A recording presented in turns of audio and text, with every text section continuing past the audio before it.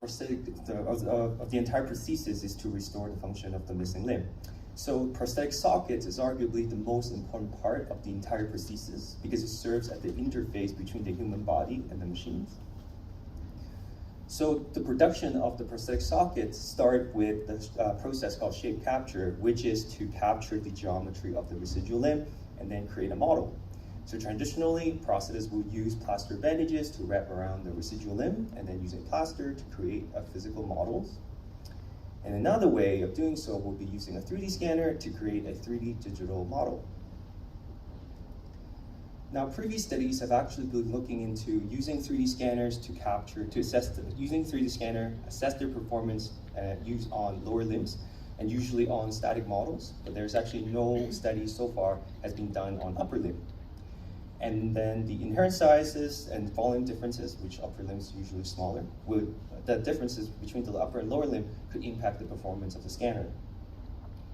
And at the same time, it is known that a standardized position method for the residual limb during scanning is really critical because that's in order to avoid patient movement or the shifting of the limb that would potentially distort the images or affect the quality of the scan.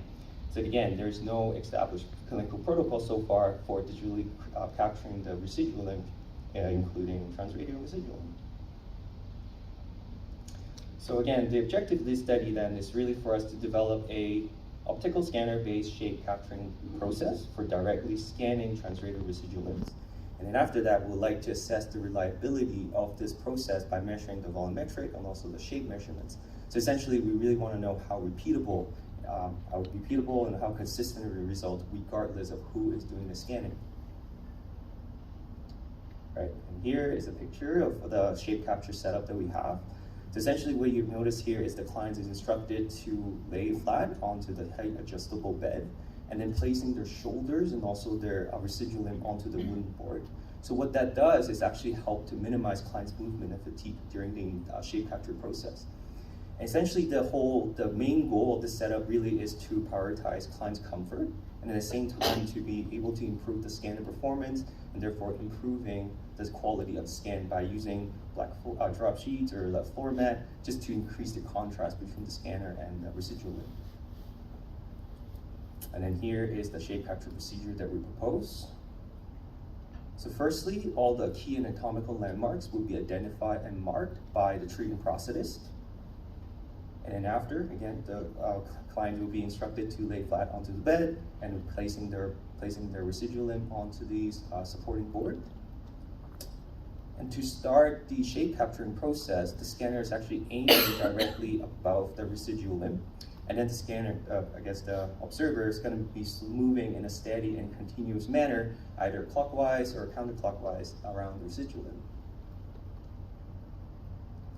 So to assess the reliability, again, for this process then we actually have 2 people doing the scanning, and each person is actually taking 3 scans each per participant. So in total, we have 6 scans, so basically 6 transradial models per participant. And to be able to analyze those models then we kind of develop a orientation convention shown here using anatomical landmarks that was previously marked onto the limb. In addition to that, we actually separated the models into 2 different regions. So looking at the above epicondyles and also the below epicondyle regions. And in each region, we're actually slicing it in the XY plane and at an interval of 1% and then just plotting it along the length of the residual limb. So what this does is that we would be able to look at how the shape is changing along the length of the residual limb. All right, so to assess the reliability, we look at both the intra-rater reliability and also the inter-rater reliability. So essentially, we want to see how well can the person repeat the process, and if another person is doing it, can they also achieve the same results, looking at the consistency of the process. So we measure both the volume of the models and also the shape measurements of the model, which is the overall AP measurements and also the ML measurements. And then to assess the reliability, then we calculated the intra-class correlation coefficient, ICC, and a level of 0.9 was actually selected for the level of reliability, which means that any value between 0.9 to 1, any ICC value, would mean that is proved to be reliable. Right. So in total, we recruited 15 participants for this study. So you can see here, in terms of the volumetric measurements, the ICC value is actually really good. It's demonstrated at really high level of intra-radar and inter-radar reliability. And then in terms of the shape measurements, looking at the ML measurements, it's also demonstrated high level of intra-radar and inter-radar reliability.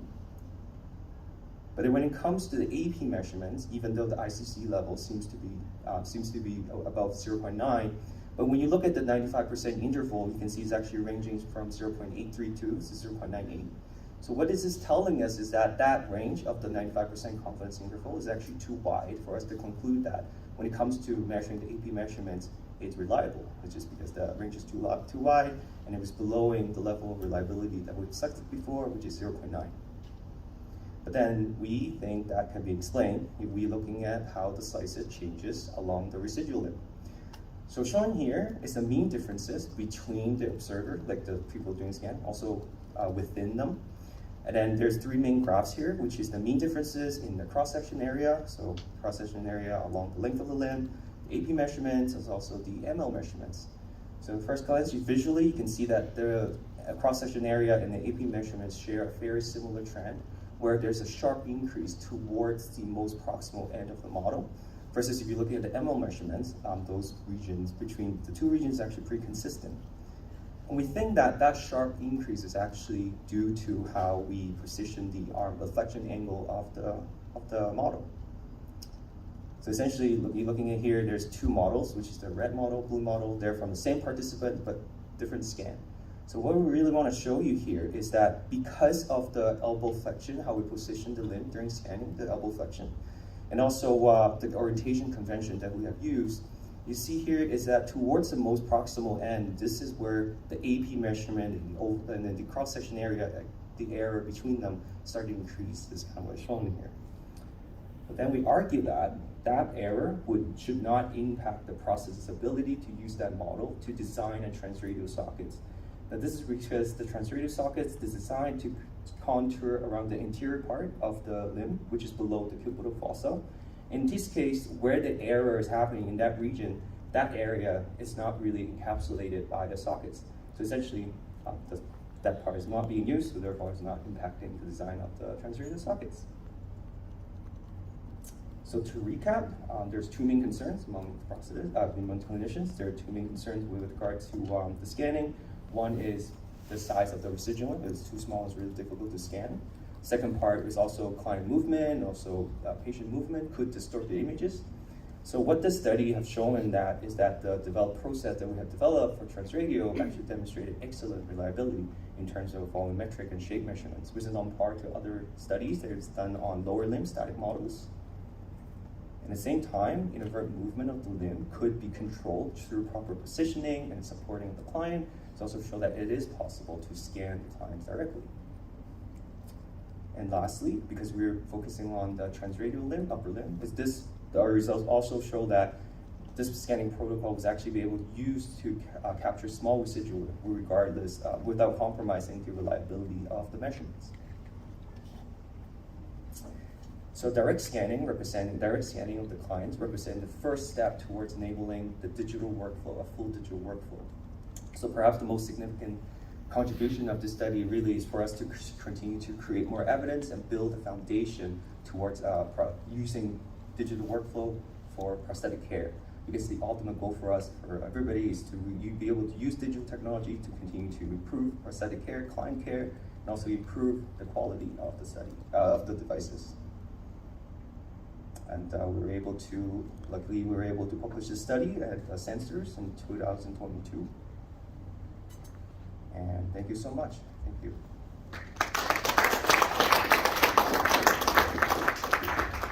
Thank you, Kelvin. Any questions from the audience?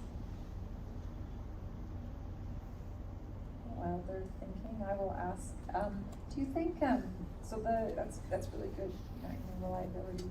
Do you think it's specific to like the position that you had them in that specific chair, in that specific, because that's not something that's going to be necessarily accessible to all clinics? Or do you think just the message is do something to standardize the position of the arm? And I was thinking usually like against gravity is kind of unusual. So can you comment on the translatability of those findings to other setups? Yeah, absolutely. So really, the message we're trying to say is we really need to prioritize client comfort and to be able to stabilize their limb during scanning. So we actually have tried different methods, but what we found is if there's a way to be able to support their shoulder and also their residual limb, that would allow them to have a more consistent result during scanning. So this is where the take-home message is. And the use of the height adjustable bed or the wooden board, again, so height adjustable bed really just easier for a scanner to do the whole 360 scanning, but that can also be adopted to different clinics. Thank you so much. Thank you. Thank you.